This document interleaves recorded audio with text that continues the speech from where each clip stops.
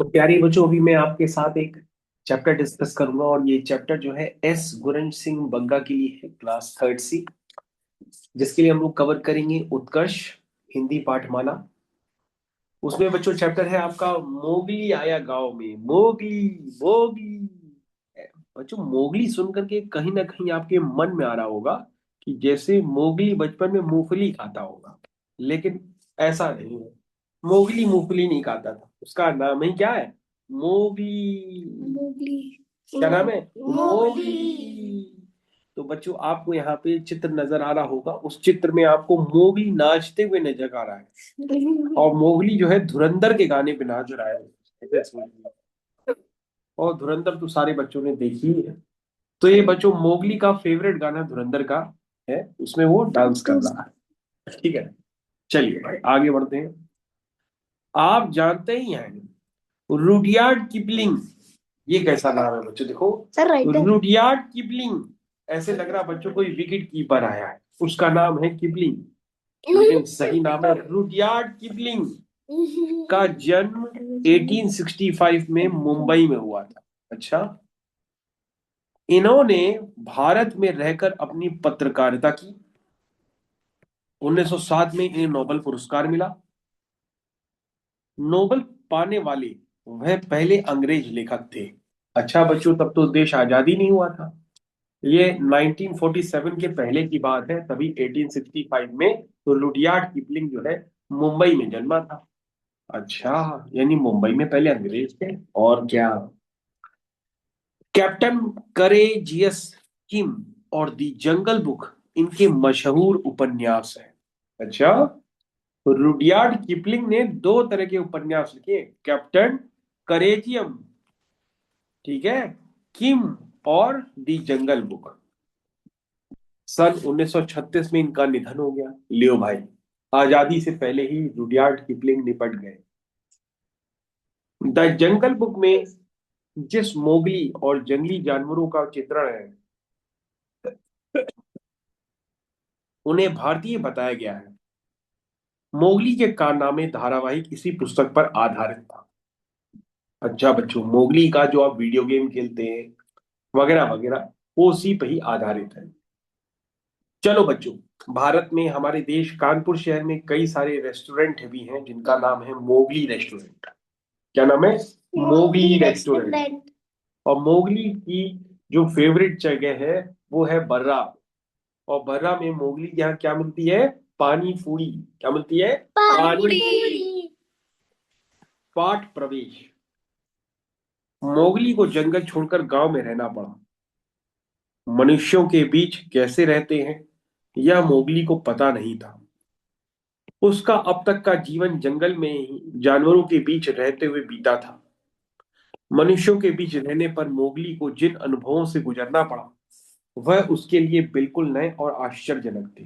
अच्छा बच्चों, मोगली पैदा ही जंगल में हुआ था, है ना? तो जानवरों के साथ रहता था, उन्हीं के साथ खेलता कूदता था, वैसे ही खाना खाता था। लेकिन अब उसको जो है, जब मनुष्यों के साथ रहना पड़ा तो उनको लगा कि ये मनुष्य नई प्रजाति के प्राणी है, जबकि वो खुद भी मनुष्य था। लेकिन उसको लगता था कि वह बंदर है, क्योंकि वो जंगल में रहता था। लेकिन ऐसा नहीं है, मोगली एक मानव का नाम है, मनुष्य का नाम है, आदमी का नाम है, जो जंगल से निकलकर मनुष्यों के बीच रहने लगा गांव में। तब उसको थोड़ा अजीब लगने लगा कि अरे मैं कहाँ पे आ गया, किन नए जानवरों के बीच में आ गया। क्योंकि बच्चों, अगर आप सही से समझो कि जितने भी आदमी हैं, मनुष्य हैं, हम और आप हैं, हम सभी क्या है, एक तरह के जानवर हैं।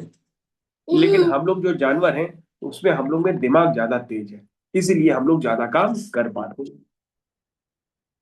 मोगली बोलो सब लोग। मोगली। मोगली को अपनी ताकत का अंदाजा जरा भी नहीं था। जब वह जंगल में रहता था तो भालू, शेर, चीते और भेड़ियों के मुकाबले वह कमजोर था। क्या था? जब वह जंगल में रहता था तो भालू, शेर, चीते और भेड़ियों के मुकाबले वह कमजोर था। अच्छा, और यह बात उसे अच्छे से मालूम भी थी। ओके। यह गांव में लोग रहते कहते थे कि मोगली में सांड जितनी ताकत है। अरे सांड जितनी ताकत। बच्चों, सांड तो आपको नीचे मिलती ही है, जैसी गाय माता को आप रोटी खिलाते हो, सांड आपके ऊपर हमला करने आ जाती है। साड़ में लोग कहते हैं शिव भगवान का रूप भी होता है। बेचारे मोगली को इस बात का कोई अंदाजा भी नहीं था कि जात पात क्या होती है। वह नहीं जानता था कि एक जाति का आदमी दूसरी जाति के आदमी से कैसे अलग हो सकता है, क्योंकि लोग उसकी तुलना सांड से करने लगे थे कि भैया ये सांड जितनी ताकत है। एक दिन कुम्हार का गधा गड्ढे में गिर पड़ा, तो मोगली ने पूंछ पकड़कर उसे बाहर खींच लिया। ले, गधा जो है गड्ढे में गिर गया, है ना। कुम्हार कौन होता है? बर्तन बनाने वाला। एक दिन बर्तन बनाने वाले का जो गधा है वो गड्ढे में गिर गया। मोगली ने उसकी पूंछ पकड़ ली और खींच लिया बाहर। गधा खुश हो गया। गधे पर लदे बर्तन भी गिर गए थे। मोगली ने बर्तन वापस जमाने में कुम्हार की मदद की, कुमार ताकि कुम्हार उसके बर्तन कानीवाड़ा के बाजार में बेचने ले जा सके। बाजार है, बाजार का नाम है कानीवाड़ा। वहां पे बर्तन बेचने के लिए कुम्हार जाएगा, लेकिन उससे पहले कांड हो गया था। कुम्हार के सारे बर्तन घोड़े ने गड्ढे में गिरा दिए। तो पहले मोगली ने गधे को खींचा उसकी पूंछ से, और फिर उसके बर्तन निकालने में कुम्हार की मदद की, ताकि वो कहाँ ले जाए? कानीवाड़ा बाजार में बर्तन जाके बेच ले। लोगों के लिए वह बड़े ताज्जुब की बात थी कि मोगली कुम्हार की मदद करे और गधे जैसे जानवर को हाथ लगाए। मोटे पंडित ने मोगली को इस बात के लिए बहुत फटकारा। अच्छा, लोगों को अजीब लगा कि जो है कि मोगली ने गधे के साथ कैसे दोस्ती कर लिया और गधे को पकड़ के बाहर भी निकाल लिया। पगला है क्या मोगली? कोई पंडित होगा, उसका नाम है मोटा पंडित।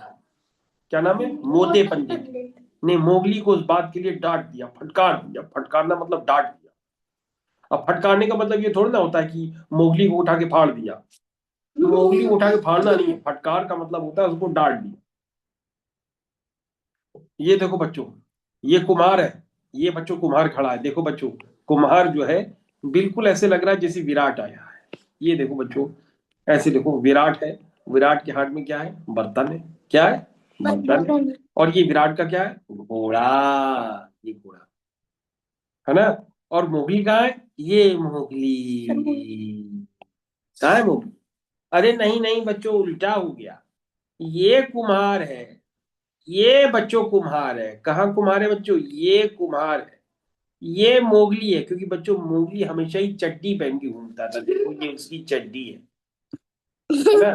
फिर तभी गाना गाता था, जंगल जंगल पता चला है, चड्डी पहन के फूल खिला है। जंगल जंगल पता चला है, चड्डी पहन के फूल खिला है ना। ये किसका गाना है? मोगली गाना है।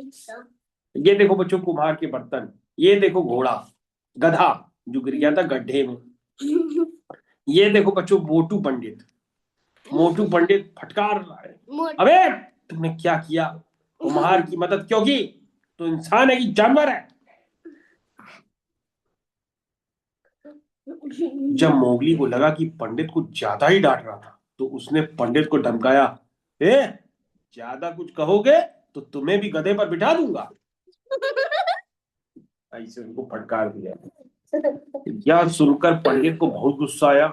उसने तुरंत जाकर मसुआ के पति से, पति, ये बड़ा अजीब पति है, मसुआ के पति। हाँ? मसुआ के पति से मोगली की शिकायत कर दी। जंगल से भागे मोगली को इसी परिवार ने अपने साथ रखा हुआ था।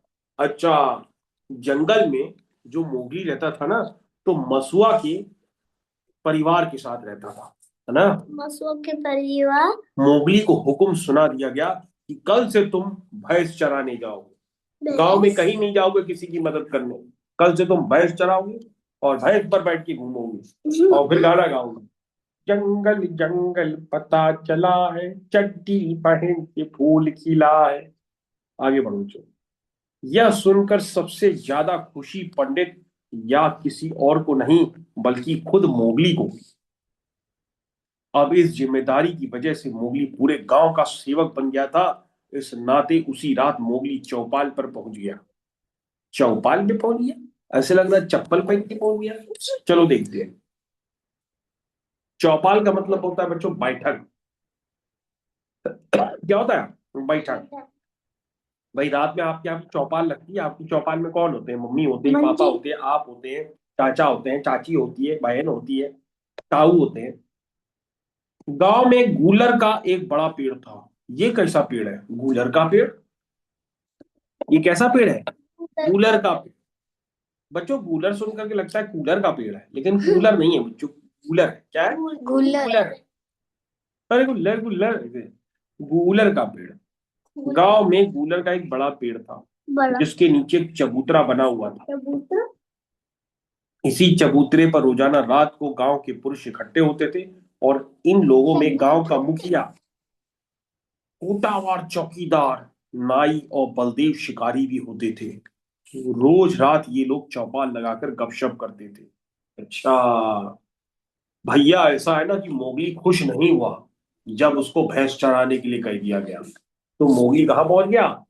चौपाल में पहुंच गया, यानी कि पंचायत में पहुंच गया। पंचायत, जहाँ पे सारे लोग इकट्ठे होते हैं। कौन कौन इकट्ठा हुआ वहां पे? बलदेव शिकारी, कोटवार, बलदेव शिकारी, नाई, ये सब रात में उठ बैठते थे और गपशप करते थे। गपशप करके क्या खाते थे? पानी पूरी। क्या खाते थे? पानी पूरी। ये देखो बच्चों, चौपाल लगी हुई है। क्या लगी है? चौपाल। ये देखो बेटा, शिकारी, शिकारी के हाथ में क्या होती है? पुरानी गन। ये देखो पीछे मोगली खड़ा है, मोगली जा रहा चौपाल में। क्या नाम था शिकारी का? बलदेव शिकारी। बलदेव शिकारी, अरे वाह, बलदेव शिकारी। गुरंश से पहले तो विराट को याद हो गया। नाई को पूरे गांव के हर हर घर की पूरी खबर रहती थी। बलदेव शिकारी के पास पुराने जमाने की एक बंदूक थी। वह अपने शिकार की बड़ी शेखी बघारता था। बड़ी प्रशंसा, खुशी। उसको लगता था मेरे पास बंदूक है, दुनिया में किसी के पास बंदूक नहीं होगी। जी सर, शेखी का मतलब होता है बात बनाना, झूठी झूठी बातें बताना। हाँ। नीचे चबूतरे की चौपाल बैठती और ऊपर पेड़ पर बंदरों की महफिल जमती। चबूतरे में एक छेद था, जिससे एक कोबरा रहता था। गांव के लोग रोज एक कटोरे में उसके लिए दूध रख देते थे, क्योंकि गांव में कोबरा को नाग देवता माना जाता था। लोग उससे डरते थे और उसकी पूजा करते थे। भैया, चबूतरे में एक छेद होगा यहाँ पर, और छेद से क्या निकलता था? कोबरा। कोबरा, कोबरा को लोग जो है दूध देते थे, क्योंकि उसको अपना नाग देवता मानते थे। चबूतरे पर गांव के बड़े बुजुर्ग देर रात तक बातें करते थे। वे एक दूसरे को कभी भगवान की, कभी इंसान की, तो कभी भूतों की कहानी सुनाया करते थे। भूतों, इनमें सबसे जानदार कहानियां बलदेव के शिकार की होती थी। बलदेव शिकार, बलदेव शिकार। वह जंगली जानवरों की ऐसी ऐसी कहानियां सुनता कि ताज्जुब के मारे वहां बैठे बच्चों की आंखें बाहर को निकल आती थी। कहानियां चलती रहती और बच्चे आंखें फाड़ कहानियां सुनते रहते। जैसे यहाँ पे कहानी कौन सुन रहा है? विराट। ज्यादातर कहानियां और जानवरों के बारे में होती थी, क्योंकि जंगल उनके गांव से एकदम लगा हुआ था। भैया, बलदेव शिकारी के पास एक बार पता है कौन आया था? कौन? शेर आया था। शेर ने दहाड़ा,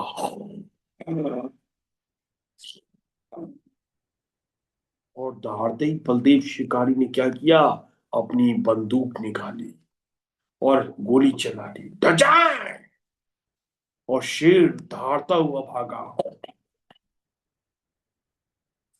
हिरण और जंगली सुअर उनकी फसलें चट कर जाती। कभी कभी गांव के दरवाजे के पास से ही शेर इंसान को उठा ले जाता था। अगर मान लो बलदेव शिकारी ना होता, तो शेर लोगों को उठा ले जाता था। अच्छा, ऐसे समझो कि जैसे तुम लोग खाते हो ना चिकन मटन, तुम लोग खाते हो, तो उसी तरह क्या खाता है? उसी तरह शेर भी तुमको चिकन की तरह खाता है। मोगली को जंगल के बारे में काफी कुछ मालूम था, क्योंकि उसने इतने बरस जंगल में जानवरों के साथ बिताए थे। यहाँ चबूतरे पर जंगल और जानवरों के बीच में गांव वालों की बातें सुनकर उसे इतने जोर से हंसी आती थी कि वह घुटने से मुंह कर छिप कर हंसता था। ऐसे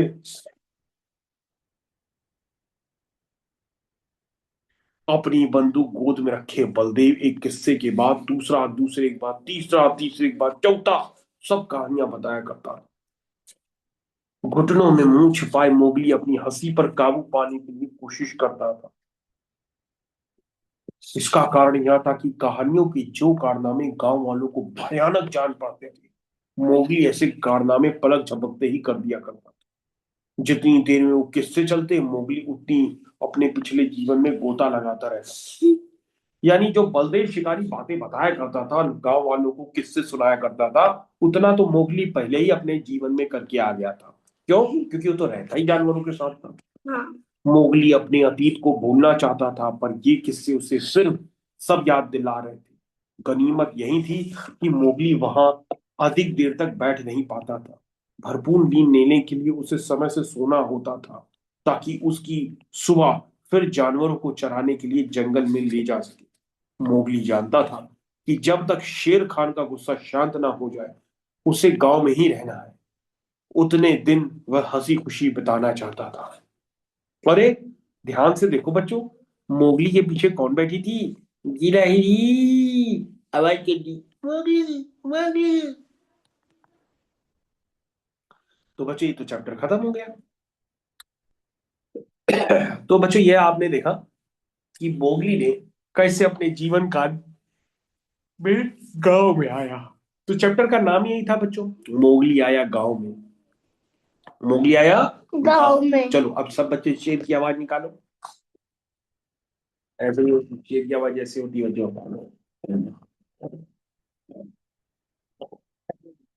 ऐसे होती है बच्चों शेर की आवाज, ऐसे आ। सारे बच्चे शेर की आवाज फिर से सुने। ऐसे नहीं, ऐसे ऐसे होती। ठीक है बच्चों, सभी लोग शेर की आवाज निकालने की प्रैक्टिस करें। क्लास में